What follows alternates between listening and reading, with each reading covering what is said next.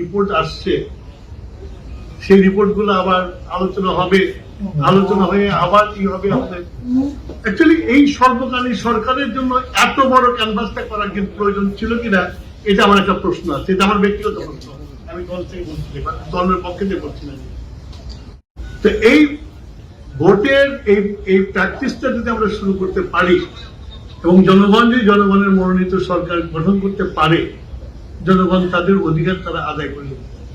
বাঙালি জনগণ আগেও প্রমাণ করেছে, এখনো প্রমাণ করেছে। আমি যেটা বললাম যে আমরা তো, আমাদের তো বয়স হয়ে গেছে, কিন্তু আমরা যেটা দেখেছি,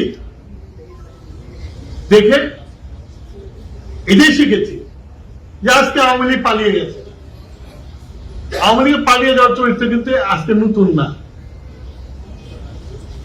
71-এ যখন পাকিস্তানিরা যখন আমাদেরকে আক্রমণ করলো, তখন কিন্তু বাংলাদেশের জনগণ কোন এমপি খুঁজে পায়নি, হতাশা ছিল।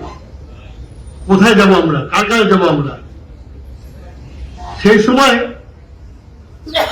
ওই যে জিয়াউর রহমানের একটা ঘোষণা মানুষের মধ্যে একটা আন্দোলন সৃষ্টি করেছিল যে আমাদের বাঙালি সৈন্যরা যুদ্ধে নেমে গেছে। আমরা তো ভয় পেয়ে গেছিলাম, ওই আক্রমণের পর আমরা ভয় পেয়ে গেছিলাম আমরা কিভাবে লড়াই করবো এদের সাথে, এরকম ফ্রেঞ্চ সশস্ত্র বাহিনীর সাথে আমরা কিভাবে লড়াই করবো। যখন শুনেছি যে বাঙালি সৈন্যরা নেমে গেছে, তখন কিন্তু বাঙালি দেরি করে নাই, সঙ্গে সঙ্গে নেমে গেছে রাস্তা, যুদ্ধের জন্য চলে গেছে। তো আমরা ৭৫ দেখেছি, ৭৫-এর 15 আগস্টের আগের রাত পর্যন্ত গাছের পাতা বলতে বাকশাল ছিল। 15 আগস্টের পরে আওয়ামী লীগ নেই হাওয়া।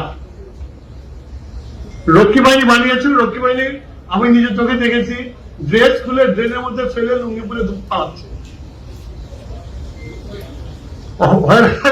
তখন তাদের কাছে কিছুই ছিল, যারা মার মেরেছিল তাদের কাছে কিছুই ছিল না। এবারও তাই হয়েছে, কাউকে খুঁজে পাওয়া যাচ্ছে, এখন এদিক ওদিকে লুকিয়ে আছে। ওই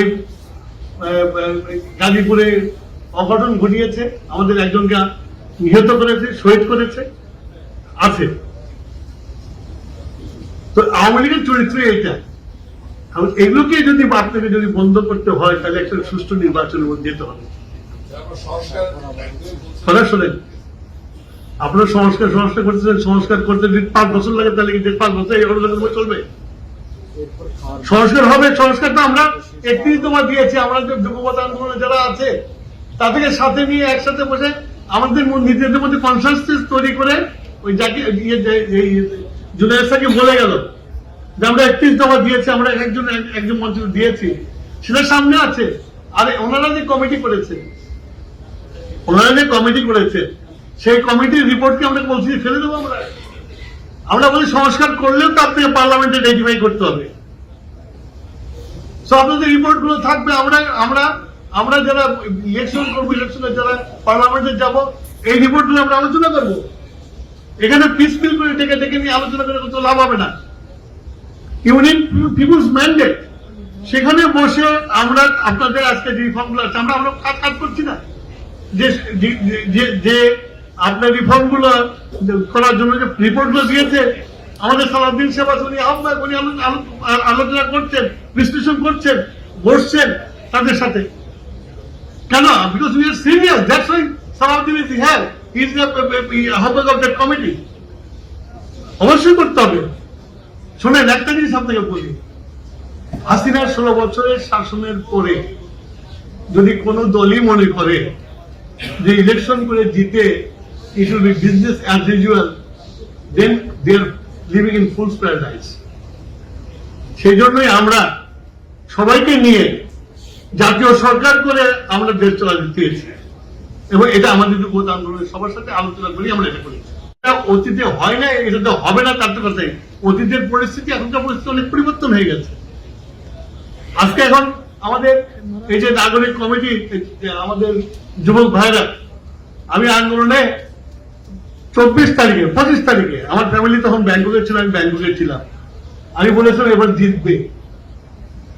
আমার ছেলে বলে, কেন আব্বু তুমি এটা বলতেছো? আমি বলছিলাম যে আমি আমার চেহারা দেখতে পাচ্ছি এইসব ছেলেদের মধ্যে। 69-এ আমার যে চেহারাটা ছিল, আমি এই ছেলেদের মধ্যে সেই চেহারা দেখতে পাচ্ছি। মৃত্যুকে ভয় করতাম না। সামনে আসাদ ভাই মরে গেছে, আমরা তক্কা করি নাই, আগে গেছি মিছিলে।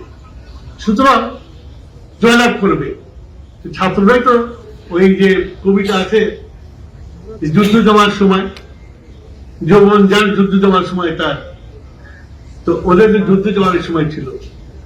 আমার কথা হলো যে এই জিনিসগুলোকে পার্লামেন্টে আলোচনা করতে হবে, এবং আমরা এটার উপরে কাজও করছি। আমরা, আমার মনে হয় সব পলিটিক্যাল পার্টি এটার উপরে কাজ করছে, যেসব আসছে, রিফর্মের প্রোগ্রাম আসছে।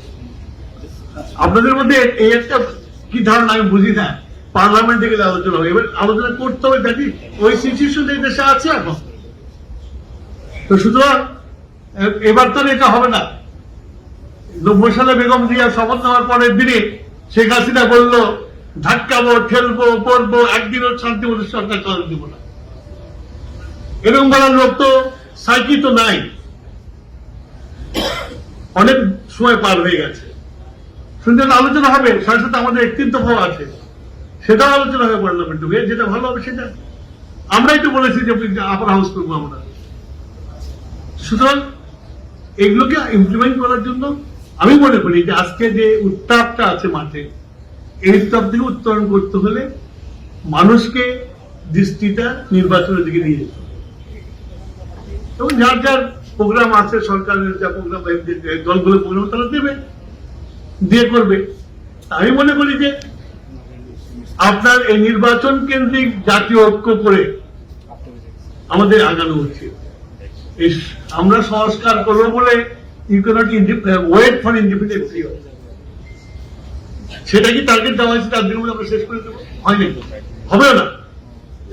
সরকার সংস্কার ইজ নট এ, মানে আমার কি বলবো, যে 2 দিনের এটা সংস্কারটা চলমান, পরিস্থিতির সাথে সাথে সংস্কার তৈরি করতে হয় আর কি। এখন যেগুলো সংস্কারের রিপোর্টে এসছে সেটা হবে, কিন্তু আমি মনে করি যে সরকারের উচিত এখন তার ক্যানভাসটাকে ছোট করে নিয়ে এসে আইন শৃঙ্খলা, বাজার দর এবং নির্বাচনের দিকে ধাবিত হওয়া। এটা আমি মনে করি। আমার ধারণা যে অন্যান্য যারা পলিটিক্যাল পার্টি আছে তারাও মনে করে যে এই দিকে ফোকাসটা করলে আমার মনে বেশি ভালো হবে। না হলে আমার এটা চলতে থাকবে, এবং পরে দেখি বিহার বিপ্লব বলে একটা আমাদের লেগেছিল না, তো বিহার বিপ্লব না হয়ে যায়, কারণ রেভলিউশনের পরে কাউন্টার রেভলিউশন হয়, এই গণ উত্থানের পরে কাউন্টার গণ উত্থান হতে পারে।